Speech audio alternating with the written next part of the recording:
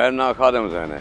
असां इलाका देरेगा दिखाने रहने वाले हैं। पर इधर थोड़ी जी मुश्किल आई, वो पासे बारिशान फ्लड का जोर आई, ये पासे निकल आए भाई इधे कोई रोजी करे सुधे हैं बस इतना ही। वो बारिशां का हिसाब किताब है। कारोबार बठे का करें, जलाई करें, थपेरी करें, दूहे काम करें। और काफ़ी अरसा थे कि बारिशां बहुत तंग हैं, निके निके बाल हैं, कारोबार औखा है, कहीं पासों काम नहीं लगता।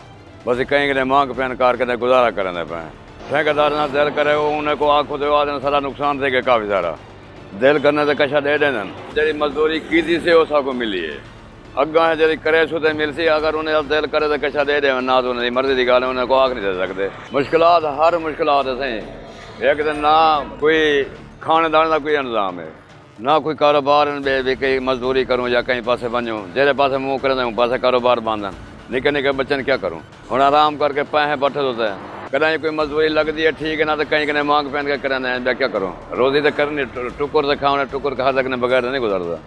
हुकूमत को ये कोई अगला चंद इमदाद करें अस जरूर ले पाए असें तो पाकिस्तानी कोई गैर मुल्क से कहने से असा जो ये मसला बन रहा है तो कुदरती हिसाब किताब है। जगह ये ना होता तो अस करें रोजी खाते हम कोई इमदाद करें मेहरबानी करें।